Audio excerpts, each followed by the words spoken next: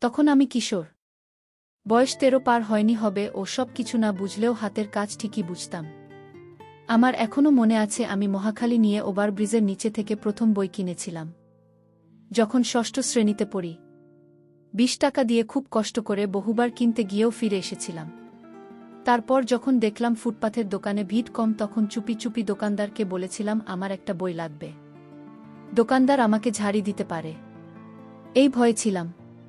কিন্তু না, দোকানি তার ব্যবসায়িক ভঙ্গিতে আমার দিকে তাকিয়ে একটা বই পেপারে মুড়িয়ে আমাকে বলল, ২০ টাকা দাম। আমি কোনো মতে টাকা দিয়ে বই নিয়ে দৌড়। তারপরেও অনেক বই কিনেছি। কিন্তু আমি গল্পেরগুলো কিনতাম না।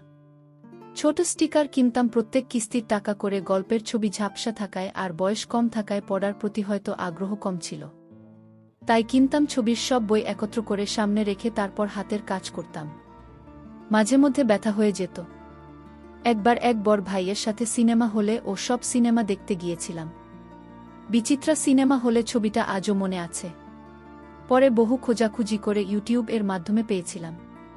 ছবিটার নাম কি দালিয়ার কঠিন তো ব্রাশের ইতালিয়ান এই ফিল্ম সেনা গন্ডির বিশালাকার একটি বয়স্ক লোককে হাত ধরে খাওয়াচ্ছে। এখনও মনে মনে ভাবলে মনে হয় যে আমার মুখে পুড়ে দিচ্ছে। শেরিনা গন্ডির অনেক মুভি নামিয়ে দেখছি আর তার সিনেমা দেখতে আমার খুব ভালো লাগত। ডিসেম্বর মাস, শীতকাল। আমি তখন সপ্তম শ্রেণীর ফাইনাল পরীক্ষা দিলাম। নিয়মমাফিক দাদিকে দেখতে যেতে হবে। আবার সামনে কোরবানির ঈদ। আমার অতীত অভিজ্ঞতা থেকে শীতকালে বাড়ি যাওয়া মানে অসহ্য একটি বিষয়। তারপরেও আবার ধমকো মারথা পড়ার ভয়ে বাড়িতে যেতে হবে। প্রতি বছর ফাইনাল পরীক্ষা শেষ হলেও ঈদ করতে গ্রামের বাড়িতে যাওয়া হতো। প্রায় ঈদের ২ সপ্তাহ আগে বাবা আমাদের বাড়িতে দিয়ে আসতেন। ২ দিন থেকে আবার চলে যেতেন ঢাকায়। কারণ তার অফিস খোলা আমার গ্রামের বাড়ি দিনাজপুর জেলার বিরামপুর গ্রাম যাওয়ার একমাত্র পথ। দীর্ঘ লঞ্চ যাত্রা, লঞ্চে যেতে আমার খুব ভয় করত। কারণ আমি সাঁতার জানি না তাই। আমার দাদি তখন বেঁচে ছিলেন। যদি উনার অবস্থা খুব ভালো ছিল না। যখন তখন উনার যায় অবস্থা। উনার সেবা যত্নের জন্য ফুফু ও ফুফাতো বোন ছিল। আমাদের গ্রামের বাড়ি থেকে ফুলের গ্রামের বাড়ি অনেক দূরে ছিল। তাই ফুফু ও বোনেরা পালাক্রমে তাদের সেবা করত।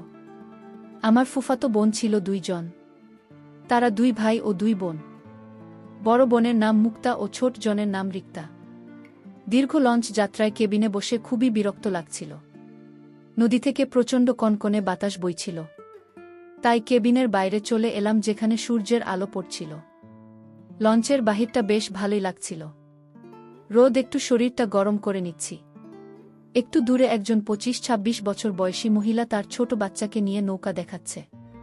আর কি যেন বলছে। মাঝে মধ্যে পিচ্চিটা আর গাল ধরে টানে। আমি একটু কাছে যেতেই জিজ্ঞেস করলাম, তোমরা যাবা কোনো গ্রামে? আমি বললাম, বিরামপুর গ্রামে। মহিলা বলল, ও তাহলে তো অনেক দূর, আমরা যাব নবাবগঞ্জ। চিনো? আমি বললাম, জবিনা, আমি চিনি না।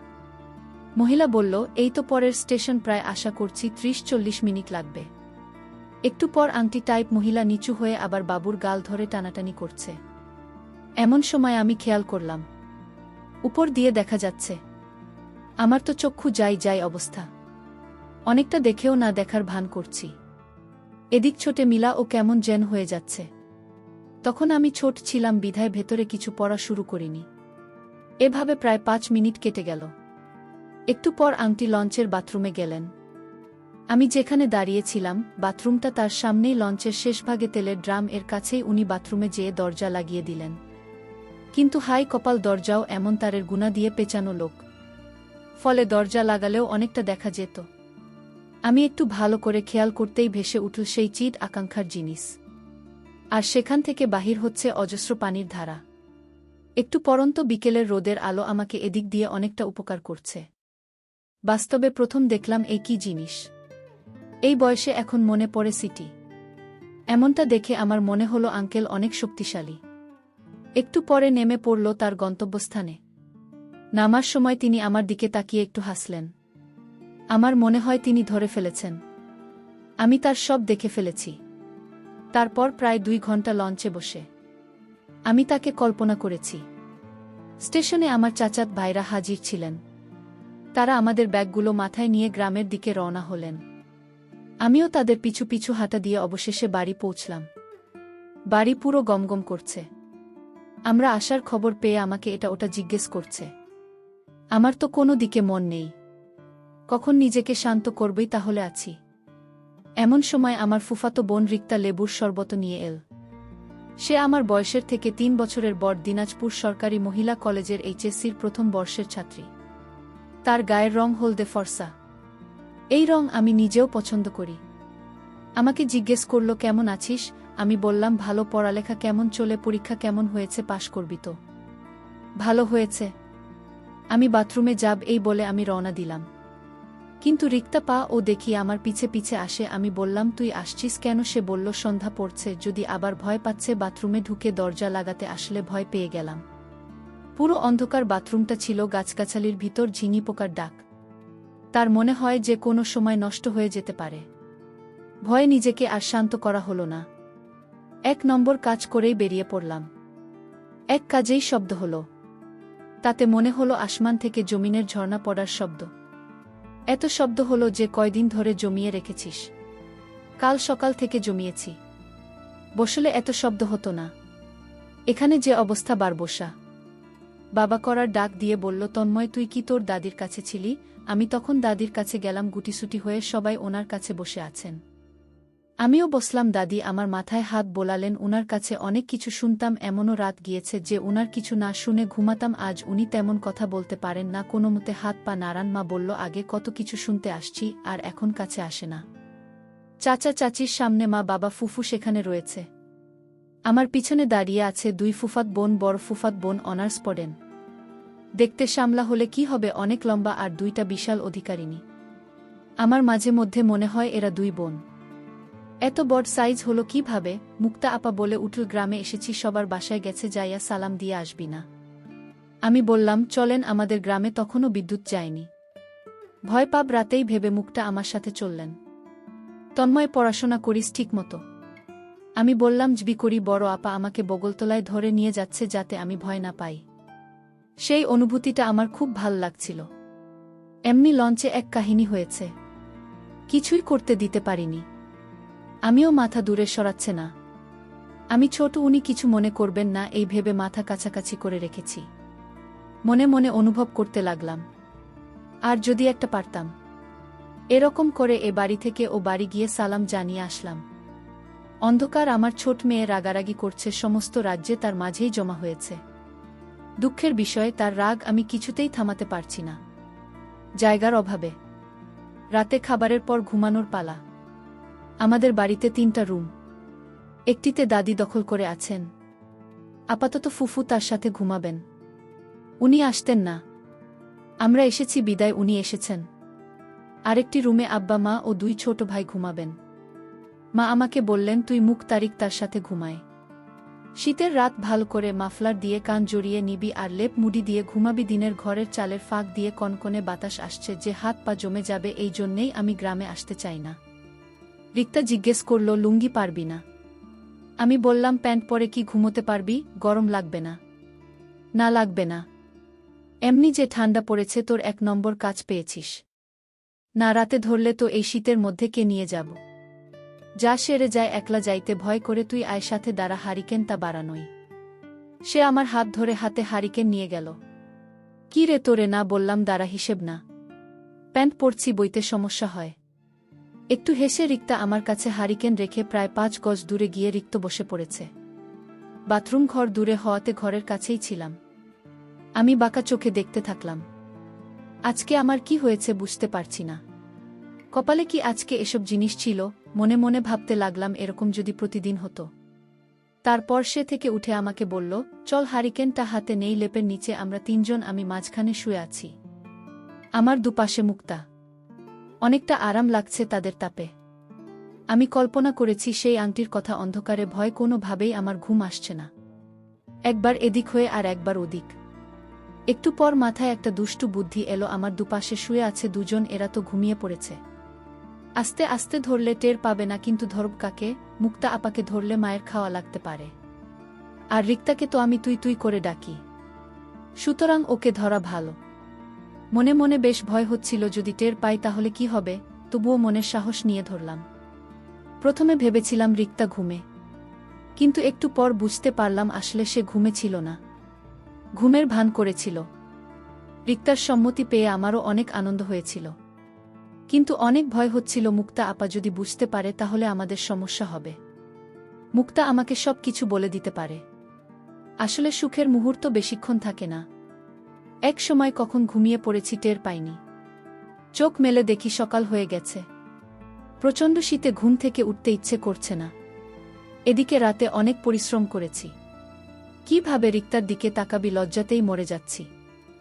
সকাল 10টায় মায়ের বাড়িতে বিছানা ছাড়তে হলো। এর মধ্যে রিক্ত কয়েকবারও আসা যাওয়া করেছে।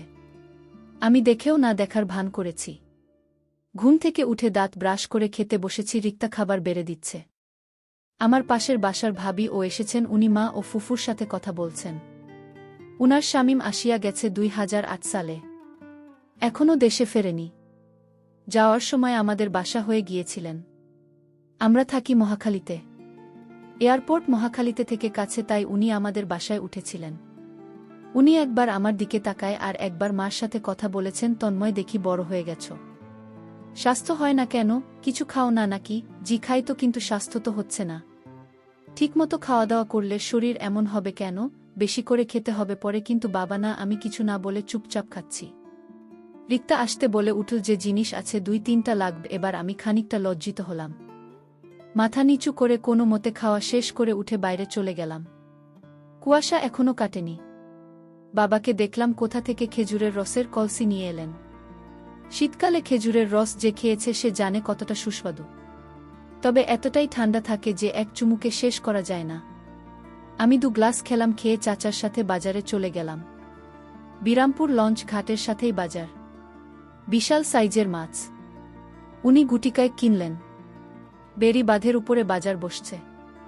বেড়িবাঁধ থেকে নদী দেখা যায়। মেঘনা নদী অতি ভয়ানক এই নদী। অনেকের মতে এর তলদেশে পৃথিবীর অন্যদের থেকে সবচেয়ে বেশি স্রোত হয়ে থাকে। বিশাল তার বুক, এক কিনারা থেকে আরেক কিনারা দেখা যায় না। দূর থেকে অনেক জাহাজ হচ্ছে আর ছোট ছোট নৌকা। বেশ মনোরম দৃশ্য, যারা দেখেছেন তারা বুঝতে পারবেন। যাই হোক, বাজার শেষে চাচা বিড়ি ধরায় হাঁটা দিলেন। সর্ষে ফুলের হলুদ হয়ে আছে মাঠ, দেখতে এত সুন্দর যা কল্পনা করা যায় না। শীতের সকালে শিশির ফোটা জলে ফুলের পাপড়িগুলো চিকচিক করছে। দুধারের সেই হলুদ মাঠের মধ্যে দিয়ে হেঁটে যাচ্ছি চাচার পিছু পিছু। বা হচ্ছে একমাত্র বাহন এমন এক জায়গা, তখন রিকশাও চলে না। এখন চলে অবশ্য। আমি চিন্তা করেছি দুপুরে গোসল করার সময় হাতের কাজ সেরে নেব। এটা ভাবতে ভাবতে চাচার পিছু পিছু বাড়ি ফিরে এলাম। তখন বেলা 12টা। আমার চাচাতো ভাই আমার জন্য অপেক্ষা করছে অনেকক্ষণ ধরে। সে নাকি আমাকে নিয়ে খালে মাছ ধরতে যাবে। ছেলেটা আমার সমবয়সী হলে কি হবে, খুবই দুরন্ত স্বভাবের। আর মুখে তার কিছু আটকায় না। আমাকে নিয়ে আইল ধরে হেঁটে যাওয়ার সময় সামনে কোনো মহিলাকে পেলে বলে ওঠে, ভাবি আপনার গাছের মতো ঝুলে গেছে, বাইরে খাওয়াবেন না? মহিলারা চেঁচিয়ে উঠে বলে, এই ছেলেটা আমার গাছে লাউ, তোকে কেন খাওয়াব? তখন মহিলারা তারে বলে, তোর মার কাছে গিয়ে খাইতে চায়। চাচাতো ভাই গান ধরে সাথে লাউ বানাইল। মোরে বৈরাগী আমি, আর হাসি আটকাতে পারি না। মাছ ধরা শেষ হলে আমি বললাম, বাড়ি চল। কেন? বাড়ি যাইয়া কি করবি, গোসল করবি না? আমি বললাম, বাড়ি যাইয়া গোসল করব। বাড়িতেই চাষপক্ষ নিতে দুবাইয়ে গোসল করবি। লুঙ্গি গামছা কিছু আনি নাই। লুঙ্গি গামছা লাগবে না, গোসল কইরা বাড়ির জায়গা বদলায় লবি। তুই তো সাঁতার জানতো না, এই 12 তোরে সাঁতার শিখামু কলাগাছ দিয়া। তারপর চাচাত ভাইয়ের সাথে করে পুচকু নিতে গেলাম গোসল করতে। জোহরের আজান হচ্ছে। অনেক মহিলা যুবক যুবতীও এসেছে গোসল করতে। নারীরা পোস্টগুলিতে গোসল করার পর কেমন দেখায় তা অনেকে জানে। কি কি দেখা যায় আশা করি তা তোমাদের আর বলতে হবে না। তা দেখে আমার ছোট মিনা স্মরণ করিয়ে দিল নিজেকে কিভাবে শান্ত করা যায়। মহিলারাও আমার দিকে তাকাচ্ছে। এটাই গ্রামের কৌতূহল। কেউ জিজ্ঞেস করে, ছেলেটা? চাচাতো ভাই চিল্লায় বলে, তোমাগো রাতে। আমি বাড়িতে যে কাপড় চোপড় বদলানোর জন্য বল পড়ে গেলাম। গিয়ে দেখি বড় আপা গোসল করছে। আমি হুট করে ঢুকে পড়াতে এক আজব জিনিস দেখলাম। তার গায়ের রং শ্যামলা হলে কি হবে, ওই পুরো সাদা। আমি বুঝতে পারলাম না উনি এভাবে দরজা পুরো লক না করে কিভাবে গোসল করছেন। আমার দিকে তাকিয়ে হেসে বললেন, এই ছাগল দেখবি না, দরজার সামনে দড়িতে মেয়েমানুষের কাপড় ঝোলানো আছে। দরজা লক করে ভিতরে অন্ধকার হয়ে যায় দেখে লোক করি না। আর পারিবারিক গোসলখানা হওয়াতে বাইরের কেউ আসে না। আমি বললাম জামা বদলাবো। আপা বলল একটু দাঁড়া বাহিরে। একটু পর আমি জামা কাপড় বদলাতে শুরু করলাম। তিনি তার কাপড় চোপড় ছিলেন। পরে বাসায় চলে আসলাম। দুপুরে খেয়ে একটা ঘুম দিয়ে রাতের অপেক্ষা করতে থাকলাম। সন্ধ্যায় ঘুম ভাঙেনি তার ডাকে। তন্ময় উঠতে আর কত ঘুমোবি? শীত লাগে পরে উঠব। এখন ঘুমাই। রাতে ঘুমোয় কে? জায়গা থাক জায়গা কি করবি তুই তো মহাশয়তান। এত সব দেখতে শিখলি কোথায়? কিতে পারুম না। বিছানা ছাড়া ঘুরতে যাবি? কই যাবি? সন্ধ্যায় পাশের বাসার ভাবির বাসায় জামু। ভাবির লগে গল্প কর্মু। ভাবে বিচার দিচ্ছে তুই নাকি দূরে দূরে থাক না। জামনা ভাল লাগছে না। গেলে তোর একটা জিনিস দেখাব। কি জিনিস আগে বল তাহলে যাব। চলছে। আমরা দিন ভয় ঘুমাচ্ছে। ভাবির বাসায় যেতে ভাবি বলে উঠি কি তন্ময় লজ্জা পাও নাকি? ভাবিগুলোকে কথা কন না। শুনলাম ক্লাস 9-এ উঠবে এখন, এত লজ্জা কিসের? গ্রামে আজও ভাবিদের সাথে কথা বলবো, খোঁজ খবর নেবে। তাহলে সিনে ভাল লাগে। ভাবিদের কাছে তো দেব, ওরা সব মজা করব। এত লজ্জা ভালো না। রিক্তা একটু পর জোরেই বলে ওঠে, ওর আবার লজ্জা আছে নাকি? এখনই সব বুঝে। ভাবি মুচকি হেসে বলে এখন থেকেই তো শিখবে। রিক্তা জবাবে বলে ওঠে, ও একটু পরে বলবো। ভাবি ভাই তো বিদেশ গেছে, তাই আমি তোমার দায়িত্ব নেব। ভাবি বলে না, আমার ভাই ভালো আছে। তন্ময়িক থাকুন না কেন? কিছু খাইবা নাকি? আমি বললাম না। ভাবিদের খাটের সাথে টেবিল। আমি টেবিল ঘেঁষে খাটে বসে আছি। রিক্তা টেবিলের উল্টো দিকে চেয়ারে বসে আছে। একটু পর টেবিলের নিচে দিয়ে রিক্তা পা দেখি আমার পায়ের উপর পা তুলে দিচ্ছিল। আমি কিছুই বলছি না। রিক্তা দাঁত কামড়ে বলে ওঠে, কি হাকি দেখ শয়তান। আমি বললাম, জিনিস দেখা? কি জিনিস দেখতে চান আপনার সন্তানের নানা? আমি শয়তান না, তুই শয়তান। ভাবি কি বলব এরকম করতে? আচ্ছা ভাবি একটা জিনিস দেখে যাও, তন্ময় নাকি তোমাকে দেখাব। ভাবি অন্য ঘর থেকে আসলেন। বললেন, কই কি দেখাবে আমার দেবর? এই যে নিচে দেখো। ছোট মিয়া রিতা, তুই তো অনেক ফাজিল তরিকা, কত ছোট সাথে এমন করতেছিস। ও ছোট হলে কি হবে? ছোট্ট একবার ছোট মেয়ে এত বড় হলো কি করে? তন্ময় কি খাস্তি? রিক্তা মেজাজ খারাপ করছে না? আজকে রাত্রে তোর খবর আছে। ওই আল্লাহ রাখতে কি করবেন? রিক্তা কিছু করছে না। কিরে না কিছু করতে আসলে ছোট মেয়ে ধরে ফেলব না হয়েছে, আর দুষ্টামি করছে না ওর সাথে। এরপর ভাবি একটু দূরে যে তার শীতের সোয়েটার খুলে ফেললেন। ভাবি আবার অনেক ফর্সা, বয়স মাত্র 22 বলে আমি মনে মনে বলি, কি করে এই ভদ্র আবার এই শয়তান। তবে তা দেখে আমার বেশ সুটসুডি লাগছিল। ভাবি সাদা রঙের পড়েছে। রিক্তা আমার দিকে তাকিয়ে বলে, কি দেখ, চোখ কানা করে দিন। এরপর ভাবি বলে, আগে বলবে না আমার দেবর? তার দাবি না হয় একটু পূরণ করতাম। রাতে ঘুমানোর সময় গত রাতের মতো একই ঘটনা শুরু করলাম। আজকে কোনো দ্বিধা নেই। প্রথমে একটু বাধা দিলেও পরে আমার হাতের ঝটকায় কোনো বাধা দিল না। অনুভূতি অন্যরকম। সবশেষে আমার কানে কানে ফিসফিস করে বলে উঠল, আমি কাল চলে যাব। শুনেই আমার মন খারাপ হয়ে গেল। তাহলে কি আমার ভালোবাসার পর্ব এখানেই শেষ? আমি বললাম, কেন? প্রতি উত্তরে বলল, বাবা বাড়িতে একা। মাও এখানে, তার রান্না বান্না করতে সমস্যা হয়। তারপর সারা রাত আমার নির্ঘুম কেটেছে। শীতের ঘুমের সবাই স্বর্গে, তাদের নাকের ডাক আমাকে জানান দিচ্ছে। কিন্তু আমি নাক ডাকতে পারছি না। একদম ভোরের দিকে আমি ঘুমিয়ে পড়লাম। ঘুম ভাঙল দুপুর 2টায়। ঘুম থেকে উঠে দেখি রিকশা চলে গেছে। মুখটা পা ও চলে গেছে দাদির দেখার জন্য। ফুফু আছেন ওদিকে, আমার বাবাও চলে গেছে সকালের প্রথম লঞ্চ ধরে। তার অফিস এখনো বন্ধ দেয়নি। সরকারি চাকরি করেন উনি, আসবেন ঈদের 2 দিন আগে। বিছানা থেকে নামতে মন চাচ্ছে না। গতকাল মনে হয়েছিল গ্রামে আসায় অনেক মজা করতে পারছি, মন প্রফুল্ল। কিন্তু এখন কি করব? আমি তো গ্রাম পছন্দ করি না। মাঝে মধ্যে ধোয়াও করতাম। দাদি কবে মরবে, তাইলে আর গ্রামে আসা লাগবে না। আমার সব বন্ধুরা ঢাকায় ঈদ করবে, কত মজা করবে ভেবে মনটা খারাপ হয়ে গেল। বিকেলে একা একা ঘোরাঘুরি করছিল। মনটা বেজায় খারাপ। গ্রামের ক্ষেতের আইল ধরে হেঁটে চলেছি। সর্ষে ফুলের হলুদ মাঠ। কেউ একজন আমাকে দূর থেকে ইশারা করে ডাকছেন।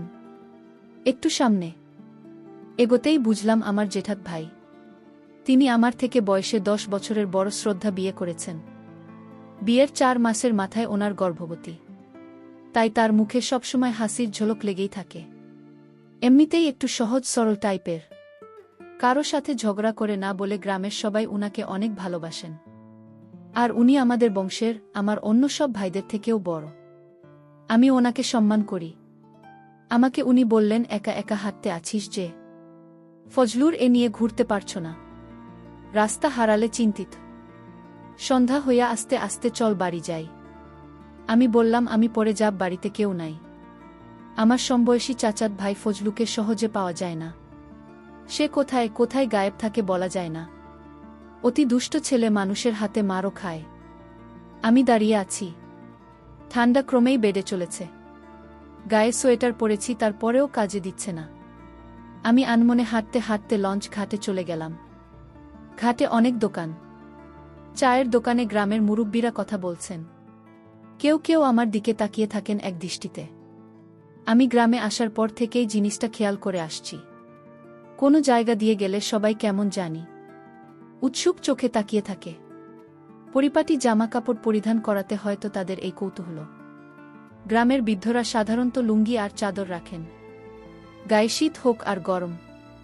কেউ একজন জিজ্ঞেস করে, তুমি সালামের পোলা না? আমি জি বলেন ওদের কাছে এগিয়ে যায়। একটু পরে একটা লঞ্চ এল। দেখতে ভালো লাগল। টার্মিনালের সামনে আসার আগে প্রচণ্ড শব্দে সাইরেন দিতে থাকে।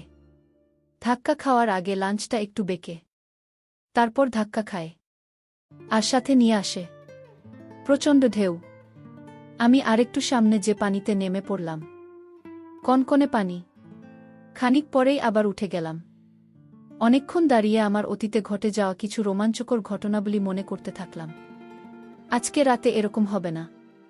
একা একা ঘুমাতে হবে। খানিক পরে বাসার উদ্দেশ্যে রওনা দিলাম।